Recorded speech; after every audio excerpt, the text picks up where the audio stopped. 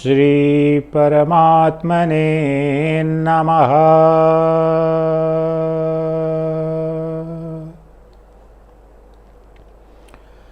ईश्वरो गुरुरात्मेति मूर्तिभेद विभागिने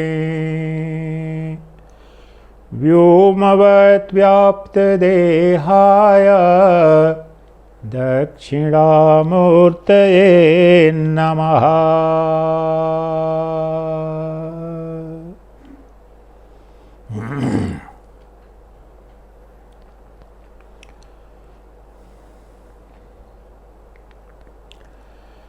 प्रिय दिव्य आत्मन, आप सबके अंदर आत्मरूप से नित्य विद्यमान परब्रह्म परमात्मा को मेरा शत शत नमन है, कोटिशः वंदन है। तो कुछ समय से हम सब अष्टावक्र गीता पर श्रवण मनन चिंतन निधिध्यासन अनुभूति करने का प्रयास कर रहे हैं। पिछले कुछ दिनों से मैंने दूसरे अध्याय के 9 या 10 श्लोकों पर कर दिया है प्रवचन, परंतु मुझे अभी ज्ञात हुआ है कि जो प्रथम अध्याय है अष्टावक्र गीता का, उसके भी कुछ श्लोक हैं पीछे में जो प्रवचन हुए थे उनमें वो छूट गए थे। तो आज और आज के बाद कुछ दिनों तक जो अष्टावक्र गीता के प्रथम अध्याय के जो कुछ श्लोक जिन पर श्रवण मनन निधिध्यासन नहीं हुआ है उनको लेंगे। और इस कड़ी में आज हमने देखा कि जो 6वां श्लोक है प्रथम अध्याय का, उस पर प्रवचन नहीं हुआ है, उस पर चिंतन नहीं हुआ है। तो आज हम एक श्लोक जो अष्टावक्र गीता के प्रथम अध्याय का 6वां श्लोक है, उसका श्रवण मनन चिंतन निधिध्यासन और उस तत्व की अनुभूति यहीं और अभी अपने अंदर करने का प्रयास करेंगे। मेरा प्रयास यह होगा, ये जो शब्द निकल रहे हैं और इन शब्दों के माध्यम से जो बोध आपके अंदर घटित हो रहा है, वह उस तत्व, उस पदार्थ, उस वस्तु का यथाशीघ्र बोध कराए, अनुभूति कराए, जिस एक तत्व को जान लेने से सर्वस्व ज्ञात हो जाता है, जिस एक तत्व को प्राप्त कर लेने से सर्वस्व प्राप्त हो जाता है, कुछ भी प्राप्त करने को शेष नहीं रहता। उस तत्व का बोध करना है, उस तत्व को प्राप्त करना है और उस तत्व में प्रतिष्ठित हो जाना ही मानव जीवन का परम उत्कर्ष है, परम पुरुषार्थ है। इसे ही मोक्ष, आत्मनिष्ठा, ब्रह्मनिष्ठा, मुक्ति भिन्न नामों से जाना जाता है, जिसमें और जिससे दुखों की आत्यंतिक निवृत्ति और परमानंद की प्राप्ति हो जाती है। तो अष्टावक्र गीता के प्रथम अध्याय का 6वां श्लोक आज लेते हैं।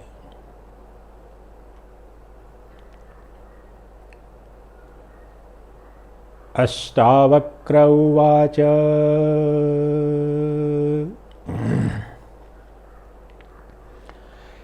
धर्माधर्मौ सुखं दुःखं मानसानि न ते विभौ न कर्तासि न भोक्तासि न कर्तासि न भोक्तासि मुक्तप्रायोऽसि सर्वदा मुक्तप्रायोऽसि सर्वदा मुक्तप्रायोऽसि मुक्त प्रायोसि सर्वदा।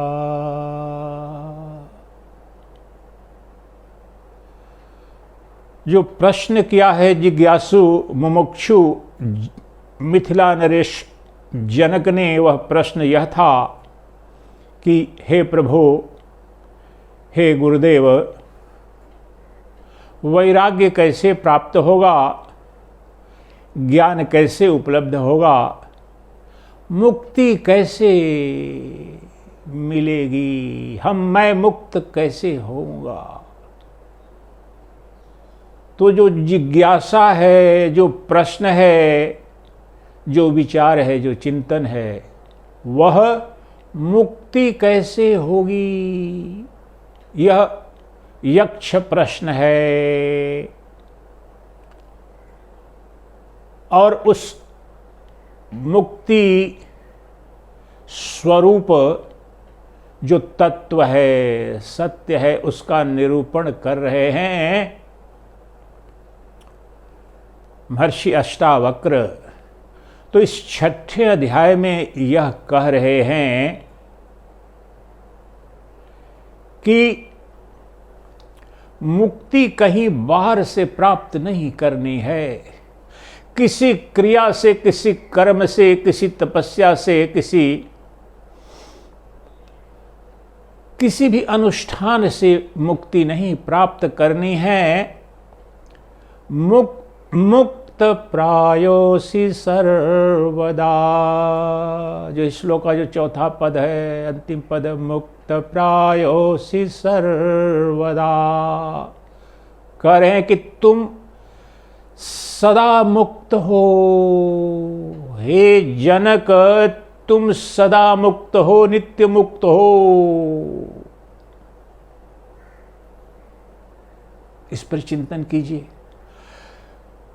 शिष्य आया है गुरु के पास, उदाहरण लिए संसार में किसी के पास भी गया है, हे भगवान, हे प्रभु, हे गुरुवर, मैं दरिद्र हूँ, भिखारी हूँ, मुझे धन प्रदान कर दीजिए, धन कैसे मिलेगा। और गुरु जैसे कह दे, तू धनवानों का धनवान है, सारा धन सृष्टि का तेरा है। ऐसा ही कुछ कह रहे हैं जनक को कह रहे हैं अष्टावक्र कि तू मुक्ति मांग रहा है, तू पूछ रहा है कि मुक्ति कैसे मिलेगी।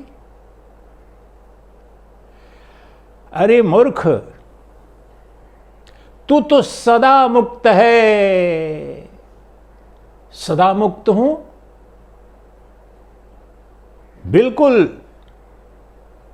फिर मुझे क्यों लगता है कि मैं बंधन युक्त हूं, मैं सुख दुख भय संताप जीवन मृत्यु मान अपमान सबसे ग्रस्त सा क्यों लगता हूं।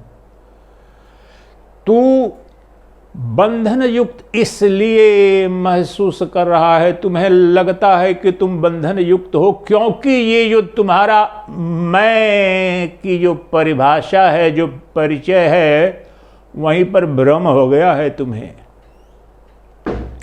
जो तुम हो नहीं और जो तुम्हारा है नहीं, उसे तुमने मैं मान लिया है और मेरा मान लिया है। और जिसको जानते नहीं, जो नित्य प्राप्त है, नित्य उपलब्ध है, जो तुम हो और जो तुम्हारा है, उसकी भ्रांति के कारण, उसके अज्ञान के कारण तुम अपने को नित्य बंधन युक्त मान रहे हो। अपने स्वरूप में, अपने आत्यंतिक परिचय में तुम तो नित्य मुक्त हो। मुक्त प्रायोसि सर्वदा। गहराई समझे इस पद की। मुक्त प्रायोसि सर्वदा।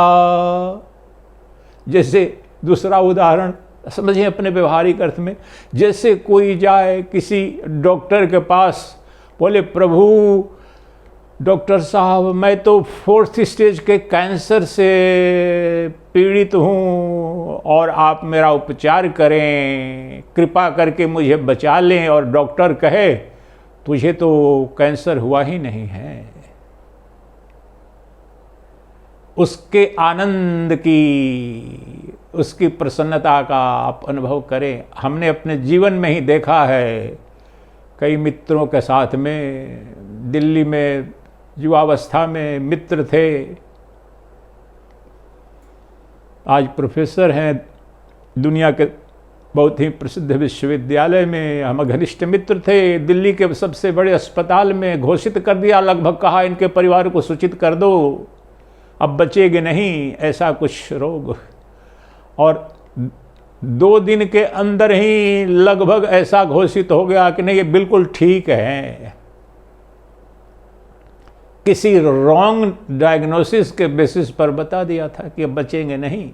परिवार हमने कर दिया, उनको सूचित, परिवार वाले आ गए, और आ गए तब तक ये भी पता चल गया कि नहीं ऐसा कुछ है नहीं।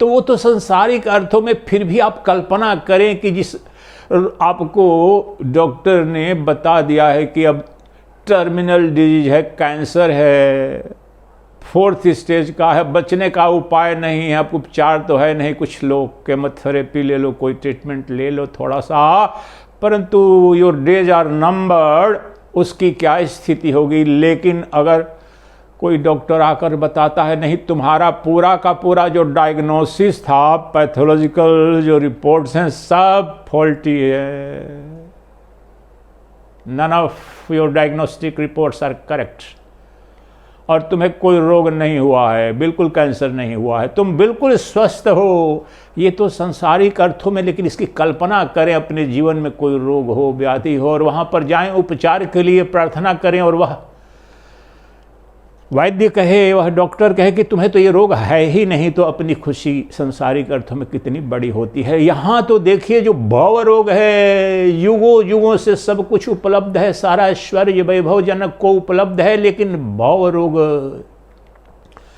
जो युगों युगों से राजा रहे, सम्राट रहे, ज्ञानी रहे, धनवान रहे, यशस्वी रहे, परंतु वह भव रोग तो उससे निवृत्ति हो नहीं पाती, उसका उपचार नहीं हो पाता है। और उसके उपचार के निमित्त शरणागति श्रोत्रिय ब्रह्मनिष्ठ गुरु अष्टावक्र के समक्ष हुई है, और वह कह रहे हैं मुक्त प्रायोसि सर्वदा, तुम स्वभावतः ही मुक्त हो, तुम्हें मुक्ति के लिए कुछ भी नहीं करना है, तुम में बंधन न कभी था, न है, न होगा, बस भ्रांति मात्र हो गई है, अज्ञान हो गया है अपने स्वरूप के संबंध में। अच्छा कैसे? तो कहते हैं कि वह भ्रांति क्या है और क्यों भ्रांति हुई है। धर्माधर्मौ सुखम दुखम मानसानीन ते विभौ। अब यहाँ पर 4-5 बातें हैं, बस उनको जानना मात्र है। यहाँ संबोधन क्या कर रहे हैं? ते विभौ, हे अनंत, ओ ऑल परवेडिंग वन, जो गुरु संबोधित कर रहा है शिष्य को, विभौ, हे सर्वव्यापी, हे सर्वव्यापक, ओ ऑल परवेडिंग वन। इसकी गहराई को समझें। वहां तो जो शरीर मिथिला नरेश है, उस शरीर को, उस नरेश को जनक के रूप में जाना जा रहा है, तो वो तो मिथिला नरेश है, एक व्यक्ति है, वो पैदा हुआ है, उसकी मृत्यु भी सुनिश्चित है और शरीर तक सीमित है। साम्राज्य तो है, बड़ा शासक तो है, लेकिन शरीर है, तो शरीर कैसे विभव कैसे है? और संस्कृत में विभव का तात्पर्य जो सर्वव्यापी है। तो यहाँ पर शिष्य को विभव संबोधित ही कर रहे हैं कि ये सारा का सारा भ्रम अज्ञान तुम्हें जो हो नहीं, जो तुम्हारा है नहीं, जो तुम्हारा परिचय नहीं, तुम्हारा व्यक्तित्व नहीं, उसको तुमने अपना मान लिया है, वह तुम अपना मान कर समस्त दुखों के महासागर में फंस गए हो। तो पहली यहां तो क्रांति क्या घटित होती है? हे विभव, हे सर्वव्यापी, ओ ऑल परवेडिंग वन, अब यहीं पर अगर प्रामाणिक जो शिष्य होगा, एक शब्द से पहला प्रश्न तो कितना जोर का झटका जिसे कहते हैं, कितना जबरदस्त ये जो गुरु कह रहा है कि हे विभव, हे सर्वव्यापी, तो प्रश्न तो उठेगा, मुझे और मैं सर्वव्यापी, और सर्वव्यापी का क्या तात्पर्य? सर्वव्यापी का तात्पर्य है न जो काल से बाधित है, न देश से बाधित है, और न वस्तु तक सीमित है। तो देश काल वस्तु अपरिच्छिन्नत्व का उद्घोष कर रहे हैं कि तू देश काल वस्तु अपरिच्छिन्न है, न देश से बाधित है, अर्थात न देश में तू उत्पन्न होता है, न देश में तेरी मृत्यु संभव है, न किसी काल में तू उत्पन्न होता है, न काल में तेरी मृत्यु होती है, न किसी वस्तु तक तू सीमित है या खंडित है। ये अनंत काल, अनंत देश और अनंत नाम रूपात्मक जगत की वस्तुएं, पदार्थ सब के सब तुझ में कल्पित है। ये सब के सब तो सीमित हैं, कोई देश से खंडित है, कोई काल से खंडित है, सबके सब देश काल और वस्तु से खंडित हैं, परंतु तू अपने स्वरूप में अर्थात अपने आत्म स्वरूप में, अपने आत्यंतिक परिचय में, जो तुम्हारा अपना निज का स्वरूप है, निज धर्म है, जो स्व स्वभाव है, स्वधर्म है, वह क्या है?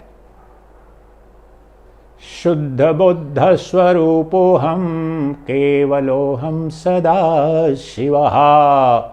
मैं शुद्ध बुद्ध स्वरूप है, शाश्वत शिव हूं, ये मेरा स्वरूप है। बोध स्वरूप हूं, चैतन्य सत्ता हूं मैं, और चैतन्य सत्ता में न देश बाध है, न काल बाध है, न वस्तु बाध है। चैतन्य सत्ता अर्थात दृष्टा, साक्षी चैतन्य, चैतन्य प्रकाश, प्रज्ञान प्रकाश, शिव प्रकाश, ब्रह्म प्रकाश, ये शब्द अलग अलग हैं। अभी और यहीं तुम्हारे अंदर वह जो चैतन्य सत्ता है, जो आत्म सत्ता है, और उस सत्ता को संबोधित कर रहे हैं वहां जो श्रोता जनक हैं, उनको उनके आत्यंतिक स्वरूप, उनके परम परिचय, जो देश काल वस्तु अपरिच्छिन्न है, जो नित्य प्राप्त उनका व्यक्तित्व है, उनका स्वरूप है, जो नित्य मुक्त है, उससे करें विभव, हे सर्वव्यापी, ओमनी प्रेजेंट वन। तो वह जो शरीर है जनक का, मिथिला नरेश का, वह मुक्त हो नहीं सकता है।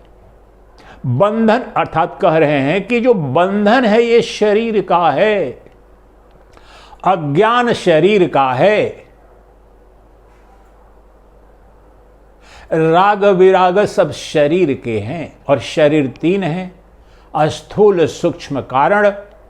तो समस्त दुख, समस्त कष्ट, समस्त संताप, समस्त बंधन, समस्त अज्ञान, समस्त मोह शरीर के हैं। और तू शरीर नहीं है, तू शरीर का दृष्टा है, तू शरीर का प्रकाशक है, तू शरीर का अधिष्ठान है, और तेरा शरीर और ये अनंत ब्रह्मांड के जो अनंत शरीर हैं, सब के सब तुझ में कल्पित हैं। वह नित्य अधिष्ठान है, वह चैतन्य प्रकाश है, वह चैतन्य महासागर है। तू अनंत चैतन्य महासागर है, जिसमें ये अनंत विश्वरूपी अनंत नाम रूपात्मक जगत की वस्तुएं उस चैतन्य महासागर की तरंगों की तरह उठती हैं, अठखेली करती हैं, पुनः विलीन हो जाती हैं, परंतु उस महासागर का क्या बनता है, क्या बिगड़ता है? महासागर ज्यों का त्यों बना हुआ है। वह चैतन्य महासागर तू है, इसलिए तू चिदाकाश है। चैतन्य महासागर है, तू चिदाकाश है। अर्थात जिस प्रकार से आकाश अनंत है और असंग है और सर्वव्यापी है। अभी भौतिक अर्थ में आप देखें, as a student of physics, decipher and try to understand the meaning of ether element. पंचभूत हैं, उसमें जो आकाश तत्व कहते हैं, आकाश तत्व बताइए उसकी कहाँ सीमा है, कहाँ से प्रारंभ हो रहा है। इसीलिए यहां पर कह रहे हैं कि तू अनंत चिदाकाश है हे विभो, तू अनंत चिदाकाश है, न तू देश से बाधित है, न काल से बाधित है, न वस्तु से सीमित है। लेकिन जो काल बाधित है, देश बाधित है, जो वस्तु बाधित है, उसको तुमने अपना व्यक्तित्व मान लिया है, अपना परिचय मान लिया है। वह तुम्हें लगता है कि यही मैं हूं। वह क्या है? वह तुम्हारा शरीर, तुम जो अविद्या का मूल स्वरूप है। मैं ये शरीर हूँ, शरीर ये मेरा है, और ये शरीर ही मेरा परिचय है, शरीर ही मेरा व्यक्तित्व है।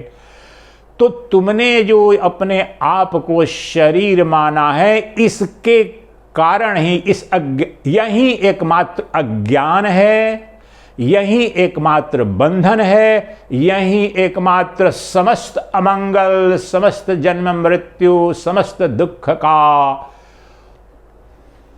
मूल कारण है, जड़ है। समस्त अमंगल का, अनर्थ का कारण क्या है?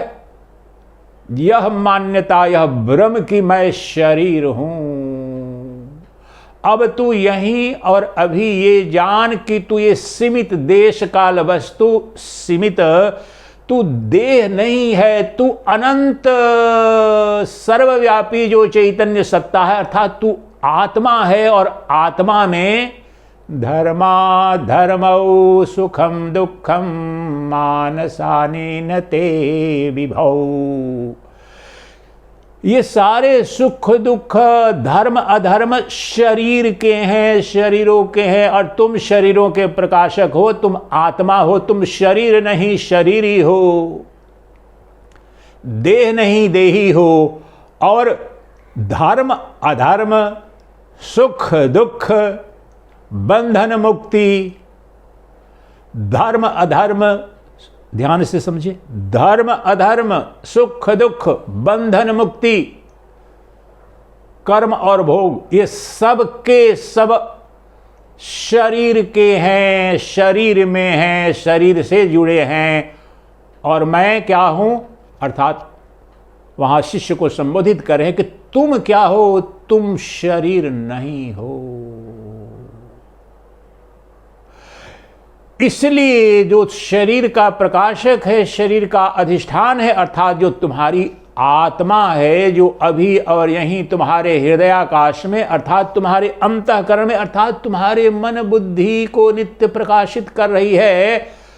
तुम्हारे मन बुद्धि को अभी यहीं सदा सर्वदा जो प्रकाशित करने वाले, जो हृदयाकाश में जो चैतन्य ज्योति है, उसमें न सुख है, न दुख है, न धर्म है, न अधर्म है, न कर्म है, न भोग है। धर्मा धर्म सुखम दुखम। और दूसरी पंक्ति में न कर्तासी न भोक्तासी, ये सब एक ही है। जहां पर कर्ता है, कर्ता भाव है, वहां भोक्ता भाव भी है। और जब कर्ता भोक्ता भाव है तो वहां पर सुख दुख अवश्यम भावी है, सुख दुख।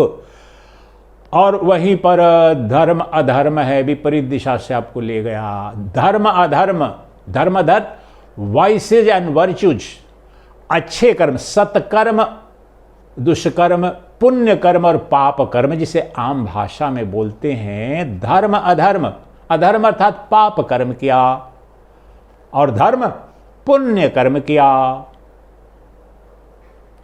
और उसके फल स्वरूप सुख दुख, जो कर्म का सिद्धांत है अद्वैत वैदिक सनातन संस्कृति में, धर्म में वह मूल तत्व है। उसको यहाँ समझें आप। ये समस्त जगत और सुख दुख, ये भाव कर्म के सिद्धांत पर उस तत्व को समझें तो धर्म अधर्म अर्थात धार्मिक कर्म और अधार्मिक कर्म, the righteous actions and unrighteous actions of yours, and as a result the experience of pain and pleasure, sukham dukkham, and thereafter being an actor and experiencer both. This is the science.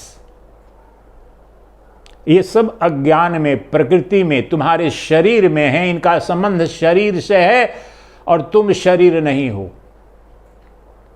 समस्त कर्म, यहां पर जो शब्द प्रयोग कर रहे हैं अष्टावक्र कह रहे हैं मानसानी न ते विभौ। वास्तव में ये बंधन, वैसे तो तीनों शरीर आमतौर पर ऊपर से दिखता है कि ये तीनों तथाकथित जो बंधन युक्त ये जीव है उसके शरीर है और संसार है, लेकिन जो बंधन का मूल, जो जिस स्थूल सूक्ष्म और कारण, जो मूल बंधन, मूल अज्ञान और मूल कर्म अकर्म, धर्म अधर्म, सुख दुख आप यहीं पर अनुभव करेंगे, वह किसको होता है? वह सूक्ष्म शरीर को होता है। कैसे? सुख की अनुभूति आपका कौन सा अंग करता है? मन बुद्धि। धर्म अधर्म निर्णय कौन करता है और करता कौन है? धर्म किसने किया और अधर्म किसने किया? मन ने किया। और कर्ता और भोक्ता कौन है? मन है। तो तीनों यहां पर देखें, सूक्ष्म शरीर गहराई में जाएं तो वहां पर वास्तव में तो स्थूल शरीर तो पंचभूत है, बिल्कुल पंचभूत है, मृत ही है, उसमें तो चैतन्य का प्रकाश भी जैसे कि नहीं है, बहुत कम है। तो जो क्रियमान ये स्थूल शरीर हो रहा है, कारण शरीर जिस रूप में और सूक्ष्म शरीर आपके जीवन में है, उसमें बड़ी स्पष्टता से जो पाप कर्म और पुण्य कर्म और सुख और दुख की अनुभूति और कर्ता भाव और अकर्ता और भोक्ता भाव, ये सब के सब मन के हैं। इसलिए कहते हैं अष्टावक्र, धर्मा धर्मौ सुखम दुखम मानसानि न ते विभौ। ये धर्म अधर्म, धर्म धर्त अर्थात पाप पुण्य, और पाप पुण्य के ही फल किस रूप में? पाप का फल दुख और पुण्य का फल सुख, द कर्मा प्रिंसिपल। और ये दो ये तुम्हारे मन के हैं, तुम्हारे नहीं हैं। धर्म का अधर्म का, सुख का दुख का संबंध तुम्हारे मन से है, तुमसे नहीं। मन अनंत नहीं है। शरीर चाहे वह सूक्ष्म हो या स्थूल हो या कारण, वह तो देश काल वस्तु परिच्छिन्न है, देश काल वस्तु बाधित है। हे विभौ, हे ऑल परवेडिंग वन, हे सर्वव्यापी, हे सर्वव्यापी, तू स्वरूप से तो नित्य मुक्त है, लेकिन धर्म अधर्म, सुख दुख, जो कर्ता भोक्ता भाव की अनुभूति, ये तुम्हें नहीं होती है। यहां ध्यान से देखो, समझो अभी और यहीं। ये सब के सब तुम्हारे मन के हैं। सुखी होता है मन, दुखी होता है मन, पाप कर्म करता है मन, और पुण्य कर्म करने का निर्णय भी करता है मन, और इसलिए कर्ता भी यही मन है। और इसलिए कर्ता मन है तो भोक्ता कौन होगा? उसका ताऊ होगा कि नाना जी होंगे? नहीं, वही होगा। जिसने पाप किया है वही फल भोगेगा, जिसने पुण्य किया है पुण्य के फल मिलेंगे उसे ही। तो तुम्हारा यह सूक्ष्म शरीर अर्थात तुम्हारा मन, आम भाषा में मन बुद्धि है, इनके द्वारा शुभ कर्म अशुभ कर्म, सुख और दुख, कर्ता भाव और उस कर्म के फल का भोक्ता भाव, ये सब के सब तो तुम्हारे मन के हैं, तुम्हारे नहीं है, इसलिए बंधन भी मन का है, तुम्हारा नहीं है। अज्ञान भी मन में है, अर्थात सूक्ष्म शरीर में है। तुम तो ज्ञान स्वरूप है, तू आत्म स्वरूप है, तू तो चैतन्य प्रकाश है, तो प्रज्ञान तत्व है, तू स्वभाव से ही नित्य मुक्त है। तू मुक्ति अज्ञान के कारण कह रहा है कि मुझे मुक्ति कैसे मिलेगी, क्योंकि तुमने अपने शरीर को मान रखा है कि मैं शरीर हूं और शरीर मेरा है। ये तुम्हारा अज्ञान है, यही तुम्हारा बंधन है, यही तुम्हारे सुख दुख का कारण है, यही तुम्हारे पाप पुण्य की विद्या है। तो अभी और यहीं तू जान हे जनक कि तू अनंत है, सर्वव्यापी है।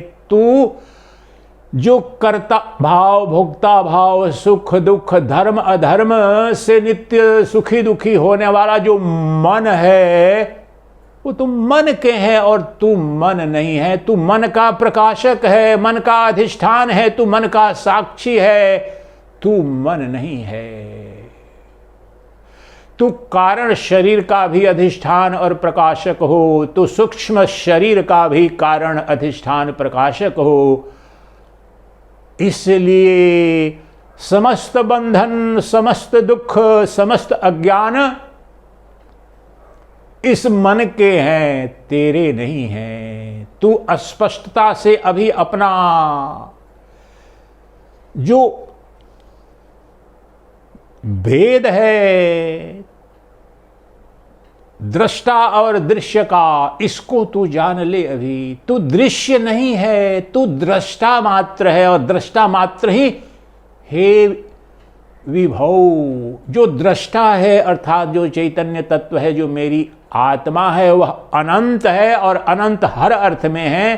पहले भी बताया, किसी काल में उसका जन्म नहीं, क्योंकि काल उसमें कल्पित है, देश उसमें कल्पित है, और अनंत ब्रह्मांड, अनंत ब्रह्मांड और उसकी वस्तुएं उसमें कल्पित है। ये अनंत ब्रह्मांड मुझ में कवलित है, काल भी मुझ में कवलित है, मैं काल में नहीं कवलित हूं। और तुमने अपने को शरीर मानकर, मन मान करके अपने को मान लिया कि मैं काल में कवलित हूं, देश में कवलित हूं, वस्तु में कवलित हूं। अब तू जान कि न तू काल में कवलित है, न देश में कवलित है, न वस्तु में कवलित है। तू देश काल वस्तु अपरिच्छिन्न सर्वव्यापी चैतन्य सत्ता हो, और तुम स्वभाव से ही, स्वधर्म से ही नित्य मुक्त हो। तुझे मुक्ति कहीं से प्राप्त नहीं करनी है, तुझे कभी बंधन हुआ ही नहीं है। तुम्हें बस अज्ञान हो गया है किसी अन्य के संदर्भ में। जो ये संसार है, जो दृश्य के रूप में दिख रहा है, जिसे अन्य के रूप में तुम देख रहे हो, उसी प्रकार से तथाकथित अपने शरीर, तीनों शरीर, अपने सूक्ष्म शरीर, अपने कारण शरीर, अपने स्थूल शरीर, तीनों को, और तीनों से तुम्हारा वैसा ही संबंध है, कोई संबंध नहीं है। दृष्टा का दृश्य से कभी संपर्क हुआ ही नहीं, ब्रह्म का माया से आज तक कभी संपर्क हुआ ही नहीं। सन्निधि मात्र से, प्रेरणा मात्र से जो ब्रह्म है, जो अभी यहीं, जो जिसे कह रहे हैं हे विभव, उस आत्मसत्ता, जो चैतन्य प्रकाश है, जो प्रज्ञान तत्व है, प्रत्येक जीव के अंदर जो शिव बैठा है, उस तत्व को संबोधित करके कह रहे हैं अष्टावक्र कि तू सदा मुक्त था, सदा मुक्त है। बस ये जो भ्रम हो गया है, दृश्य से तुमने तादात्म्य कर लिया है। मन धर्माधर्म सुखम दुखम मानसानि न ते विभौ, ये इनका मन से संबंध है। मन सृजित है, अज्ञान सृजित है, अविद्या सृजित है, अब अविद्याकृत, अध्यासकृत है। ये धर्म अधर्म, सुख दुख, ये समस्त प्रपंच जनित जो जगत है, वो सब का सब अज्ञानकृत है, अविद्याकृत है, अध्यासकृत है, और जो तुम्हारा सर्वव्यापी स्वरूप है, जो चैतन्य स्वरूप है, जो तुम्हारी आत्मा है, वह सभी शरीरों का प्रकाशक है, सभी शरीरों का अधिष्ठान है। अर्थात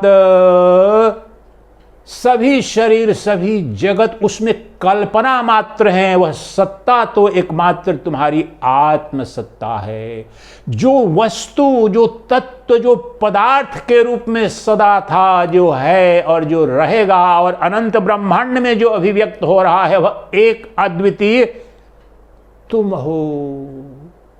तुम्हारी आत्मा जो विभव, जो सर्वव्यापी है, that self luminous, self effulgent, self existing reality within you, that is of the nature of pure consciousness, absolute awareness, that you are, and in that there is never ever any vice or virtue. There is no good karma or bad karma. There is no pleasure or pain. There is no sense of doership or enjoyership.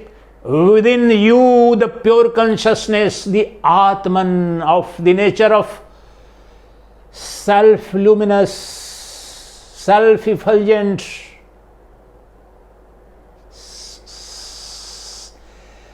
ever shining light of pure consciousness that you are, that is ever pervading everything, omniscient, omnipotent, self-luminous reality that you are. There is neither dharma nor adharma, nor any sukha nor any dukha, neither pleasure nor pain, nor righteous action nor unrighteous action. There is no doership or experiencership or enjoyership. In you, you are ever free by nature. Intrinsically, you are ever free. मुक्त प्रायोसी सर्वदा. तुम में बंधन कभी हुआ ही नहीं, तुम में बंधन हो ही नहीं सकता है, क्योंकि स्वभाव से ही तुम मुक्त हो. ये सारे के सारे बंधन, ये जो इसमें कल्पित अध्यास स्वरूप जो शरीर हैं, उन शरीरों के है. और तुम शरीर नहीं, शरीरी हो. तुम देह नहीं, देही हो. तुम अध्यास नहीं, अधिष्ठान हो. तुम तरंग नहीं, तुम अनंत महासागर हो. तुम मन नहीं, तुम मन को प्रकाशित करने वाला चैतन्य प्रकाश. अपने पर आ जाओ अभी और यहीं. जब कह रहे हैं कि मानसानी न ते विभव, ये सुख दुख, धर्म अधर्म, कर्ता भोक्ता, ये सब के सब इनका संबंध मन से है, तुमसे नहीं. अब मन से है, मैं क्या हूं फिर? तुम मन के प्रकाशक हो, मन के दृष्टा हो, मन के अधिष्ठान है. मन तुझ में है, मन तुझसे है, मन तुझ में ही उत्पन्न सा प्रतीत होता है. उसकी कोई सत्ता नहीं है. मन की सत्ता नहीं, जगत की सत्ता नहीं. मन और शरीर, समस्त शरीर तुझ में कल्पित हैं. जिस प्रकार से स्वप्न में स्वप्न दृष्टा की शक्ति ही, स्वप्न दृष्टा ही स्वतः स्वप्न दृश्य के रूप में उस समय प्रतीत होता है, भाषित होता है, जिसे कहते हो तुम स्वप्न जगत.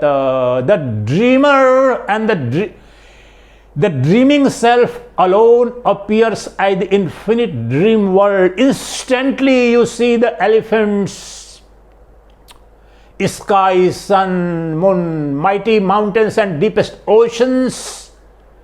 Huge cities you see in the dreams within fraction of a second. Where does it come? It comes out of Maya. That is the mind, the imaginative faculty of the mind alone is called Maya. Right now, right here, every moment that is operationalized within you, that is the mental faculty of imagination. संकल्प विकल्प की जो तुम्हारी मन की मन के अंदर यह जो स्वभाव है, यह जो क्रिया है, यह जो घटना घट रही है, संकल्प विकल्प कल्पना मात्र, infinite chain of thoughts that is crossing every moment, वही जगत है, वही संसार है। लेकिन तुम इस शरीर के सूक्ष्म कारण स्थूल और मन के जो धर्म है, उन धर्म को तुम अपने पर तुमने आरोपित कर लिया है, इसीलिए अपने को तुम मुक्त बंधन युक्त मान रहे हो, दुखी मान रहे हो, अज्ञानी मान रहे हो। तुम अभी और यहीं जानो, मुक्त प्रायोसी सर्वदा, तुम सदा मुक्त हो, नित्य मुक्त हो, तुम में कोई बंधन नहीं है। सारे बंधन, सारे सुख दुख, धर्म अधर्म, कर्तापन भोक्तापन, ये तुम्हारे मन के है। अब यही जानो कि तुम मन के दृष्टा हो, मन तुम में कल्पित है और मन से सृजित जो जगत है वो तो हो ही गया। जो स्वतः में मिथ्या है, झूठ है, उसके द्वारा जो कुछ भी सृजित होगा सब कल्पना मात्र होगा। इसलिए हे जनक, अभी और यहीं जानो कि तुम नित्य मुक्त हो, सदा मुक्त हो, स्वभाव से ही मुक्त हो। तुम में बंधन हो ही नहीं सकता, क्योंकि तुम देह नहीं देही हो। शरीर, इन शब्दों की गहराई पर जाएं आप, शब्द मात्र नहीं है। और आपको मोक्ष 1000 बार नहीं होना है, ब्रह्म करोड़ों नहीं है, एक बार आपको जानना है। लेकिन विधि इसलिए इतना कठिन है। निर्गुण वेदांत विद्या निर्गुण निराकार जो ब्रह्म है, मंद बुद्धि वाले के लिए तो है ही नहीं। बड़ी कुशाग्र बुद्धि हो और तुम्हारी मुमुक्षा बड़ी प्रगाढ़ हो और विवेक वैराग्य भी घटित हो गया हो, तब वह क्षण भर में घटित होगा, क्योंकि वह तो नित्य प्राप्त वस्तु है। तो इसी को 1 बार, 100 बार, 1000 बार एक तत्व को जानना है। किस तत्व को? जो नित्य प्राप्त है, जो नित्य उपलब्ध है, जो एकमात्र सदवस्तु है, वह कोई और नहीं, वह मैं, मेरा जो अपना साक्षी चैतन्य के रूप में अभी और यहीं उपलब्ध जो चैतन्य सत्ता है, जो आत्म सत्ता है, वही ब्रह्म सत्ता है, वही एकमात्र सदवस्तु है। तो इसलिए कह रहा हूं कि अभी तुम जानो, अभी अपने को मन अर्थात तीनों शरीर, मन तो विशेष रूप से मन के ही बंधन है, मन के अज्ञान है। मन ने ही मान रखा है कि मैं मुक्त हूं और मैं बंधन युक्त हूं, मैं सुखी हूं, दुखी हूं। तो यहां कह रहे हैं कि तू अभी और यहीं अपने को मुक्त जान, तू विभव है, तू सर्वव्यापी है, आत्म रूप से अर्थात देही रूप से। तो तुम्हारा भ्रम क्या है? तुमने अपने को देह माना है। अब तू अपने को देह नहीं, देहों का प्रकाशक जो देही है वह जान। तू शरीर नहीं, समस्त शरीरों का प्रकाशक जो शरीरी है वह शरीरी जान। तू दृश्य नहीं, अपने को दृष्टा जान। तू कभी भी दृश्य नहीं बनता अपने मूल रूप में। ये समस्त दृश्य तो तेरी शक्ति में ही, तेरी शक्ति से ही, तेरे सानिध्य से ही, अनादि अविद्या के कारण ये स्वप्नवत कल्पित हो गया है यह जगत। लेकिन मूल रूप में तुम दृष्टा हो, दृश्य तुम में कल्पित हुए हैं। तुम पुरुष हो, ये समस्त जगत रूपी प्रकृति तुझ में कल्पित सी प्रतीत हो रही है, आभास मात्र है इसकी सत्ता। मुझसे परे न कोई सृष्टि है, न कोई शक्ति है, मुझसे भिन्न, मुझसे इतर न कोई ब्रह्म है, न परमेश्वर है, न शिव है, न राम है, न कृष्ण है। मैं जो अपने सच्चिदानंद घन स्वरूप से शरीर शरीर शरीर, प्रत्येक शरीर के अंदर जो शरीर में भेद है, परंतु प्रत्येक शरीर के अंदर शरीरी में भेद नहीं है। शरीरी तो एक है, देह में भेद है, देही एक है। तो समस्त द्वैत और द्वैत जनित अनुभूति इस अज्ञान की अवस्था में, प्रकृति की अवस्था में, पुरुष में अर्थात दृष्टा में, अर्थात साक्षी चैतन्य में, अर्थात देही में, अर्थात शरीरी में, ये अलग अलग शब्द कह रहा हूं एक ही तत्व का, वह तुम्हारे मैं के लिए सारे के शब्द हैं। जो अभी और यहीं जो दृष्टा है वही शरीरी है, वही देही है, वही आत्मा है, वही ब्रह्म है। देह उपाधि से मुक्त होकर के अभी देह उपाधि से, तादात्म्य से ही यह जीव भाव में आ गया है। और देह उपाधि का अभी देह उपाधि जो है और देह तादात्म्य है, उसे तोड़ दो, अभी वह शिव हो गया, वह शिव ही था।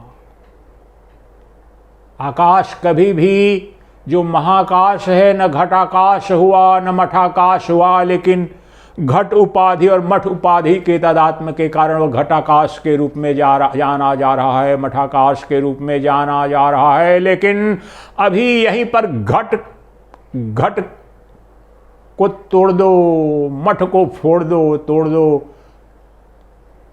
घटाकाश तो नष्ट हो गया सब प्रतीत होता है, महाकाश भी नष्ट सा प्रतीत हो गया होता है, लेकिन उसमें जो तत्व जो आकाश था उसका क्या बना बिगड़ा? वह तो सदा अनंताकाश ही था। उसी प्रकार से जो ये शरीर देह, इसमें दुख है, इसमें बंधन है, इसका जन्म मृत्यु है, जो देही है, जो आत्मा है, वह आकाश तुल्य, वह तो सर्वव्यापी है। विभव तो सर्वव्यापी है, काल तुझमें कल्पित हैं, देश समस्त तुझमें कल्पित हैं, अनंत ब्रह्मांड तुझमें कल्पित है।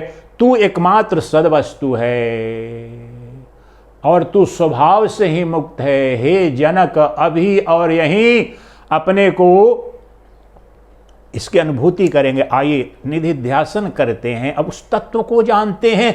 वह ब्रह्म, वह सच्चिदानंद घन तत्व कहीं अगले क्षण में नहीं, किसी दूसरे काल में नहीं, अभी और यहीं नित्य उपलब्ध है। ज्ञानी के अंदर भी, अज्ञानी के अंदर भी, पापी के अंदर भी, पुण्यात्मा के अंदर भी। लेकिन अंतर इतना है ज्ञानी अज्ञानी में, अज्ञानी को उसका बोध नहीं है और ज्ञानी को उसका बोध हो गया कि वह जो शुद्ध सच्चिदानंद घन स्वरूप, जो एकमात्र सदवस्तु है, जिस वस्तु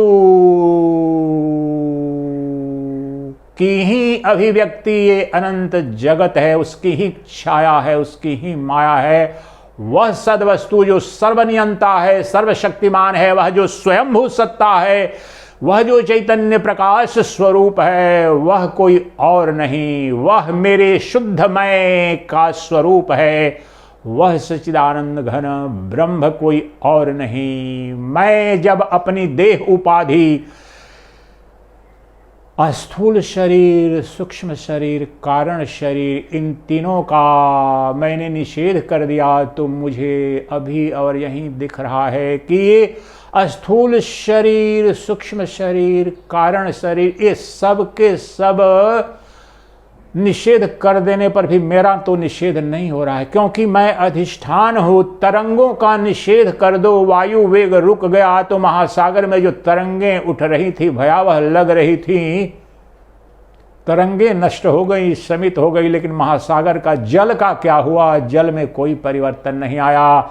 तो ये जन्म मृत्यु, सुख दुख, सृजन और प्रलय, सबका सब ये प्रकृति में, अज्ञान में, अविद्या में, अध्यास में हो रहा है। मैं वह सच्चिदानंद घन ब्रह्म हूं, मैं वह चैतन्य सत्ता हूं जो स्वभाव से ही मुक्त है, जो आनंद का, प्रेम का, सौंदर्य का अनंत महासागर है। मैं नित्य तृप्त हूं, प्रेम की एक कणिका मात्र भी कहीं मुझसे परे नहीं है। समस्त सौंदर्य मेरा स्वभाव है। आत्मानम अति सुंदरम, आत्मानम अति सुंदरम। जब मैंने जाना, अपने केंद्र में जाकर के उस तत्व का दर्शन किया, तब पता चला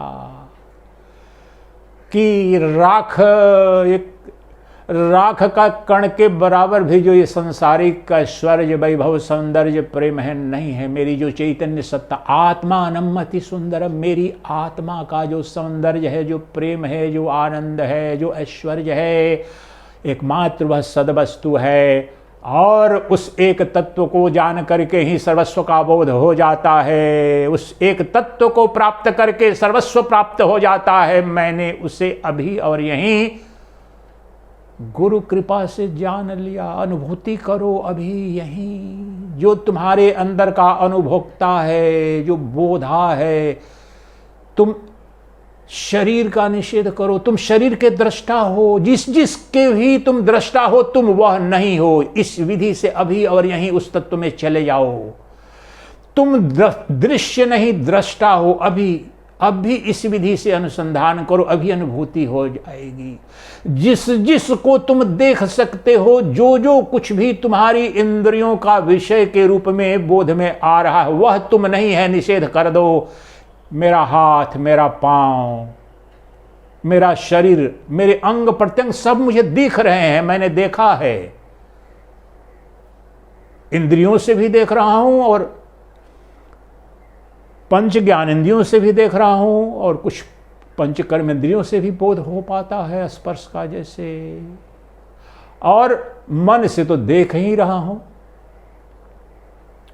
तो मैं पूरे शरीर को भी देखता हूं, मैं देखने वाला हूं, मैं दृष्टा हूं, और ये समस्त जगत दृश्य है। और जैसे समस्त जगत दृश्य होकर के मिथ्या है, मुझसे परे है, भिन्न है, उसी प्रकार से इस शरीर का भी मैं साक्षी चैतन्य के रूप में जो प्रकाशक हूं, मैं तो दृष्टा हूं। तो इस शरीर का भी बोध मैं मेरे अंदर मुझसे, मेरे द्वारा यह जो शरीर है, स्थूल शरीर, सूक्ष्म शरीर, कारण शरीर, सब विषय वस्तु के रूप में दिख रहे हैं। इससे स्पष्ट है कि ये दृश्य है। इसलिए दृश्य, सब दृश्य कल्पना मात्र है। दृक् ब्रह्म दृश्य मायेति सर्व वेदांत निर्णय। तुम दृष्टा मात्र हो, दृष्टा ही ब्रह्म है, और ये समस्त दृश्यमान जगत तुझ में कल्पित है, अध्यास है। तुम जो दृष्टा है वह अधिष्ठान है, वह महासागर है, और जो दृश्य है वह अध्यास है, अर्थात उसमें उठने वाली तरंगे, फेन, बुदबुदे हैं। सद वस्तु क्या है? जल राशि महासागर की। उसी प्रकार से मेरे अंदर जो सद वस्तु है वही जो चैतन्य सत्ता, जो देखने, जानने, अनुभव करने वाली जो मेरी सत्ता है। और मैं अपने स्थूल शरीर को भी देख रहा हूं और देखता हूं, बच्चेपन से लेकर आज तक देखता हूं। अपने सूक्ष्म शरीर को, वो थोड़ा कठिन है, इस पर भी अनुसंधान करते हैं। तुम अपने मन को देखते हो या नहीं देखते हो? बहुत से लोग कहें नहीं महाराज मन कैसे दिखेगा? बिल्कुल दिखेगा। तुम बोलते नहीं हो आज मैं दुखी हूं, आज मैं सुखी हूं। सुख दुख किसके धर्म है? मन के। मन तो नग्नता में पूरी दिख रहा है।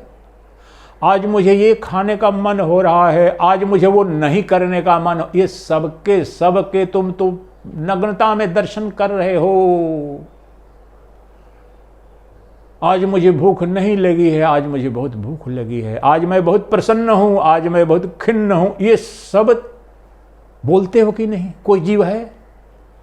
बोलते हो। तो तुम देखते हो अपने मन को।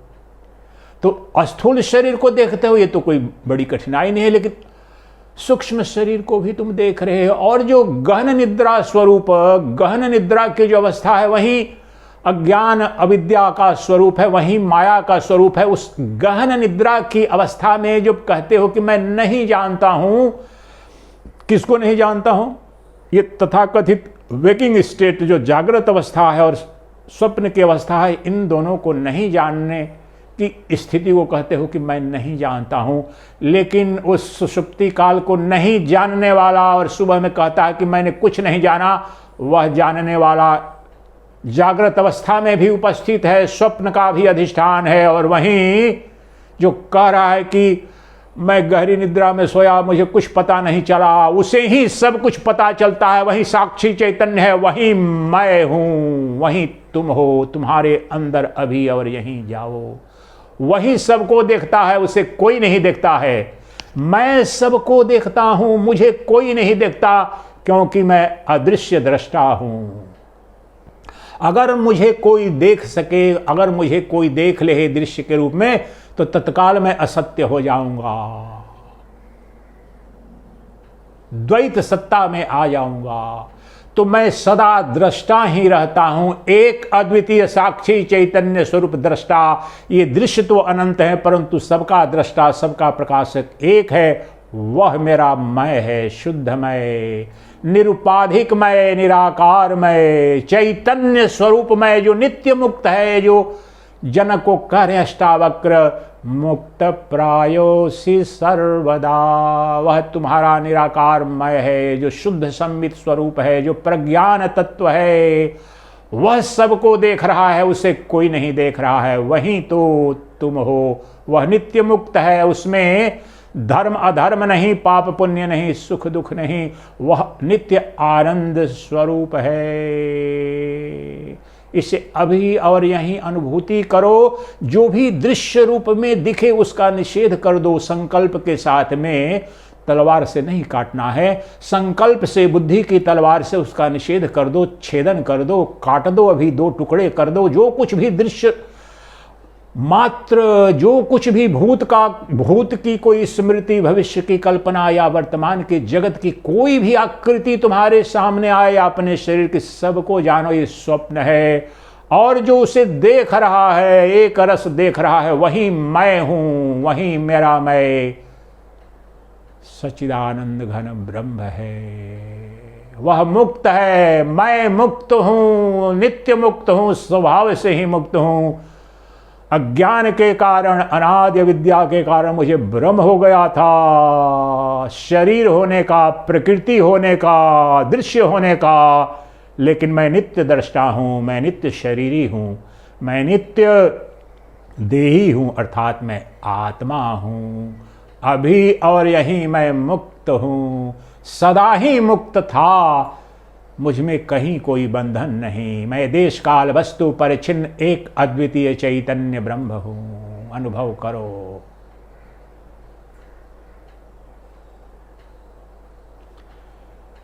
दृश्य से दृष्टि हटाओ। अभी दृश्य से दृष्टि हटाओ और दृष्टा पर दृष्टि टिकाओ। अभी मुक्त हो जाओ। यही अद्वैत वेदांत का सारांश है। यही निधि ध्यासन तुम्हारे समाधि और प्रज्ञान स्वरूप के अधिष्ठान स्वरूप को अभी और यही अनुभूति में, उसमें प्रतिष्ठित हो जाओ। दृश्य से दृष्टि को हटाओ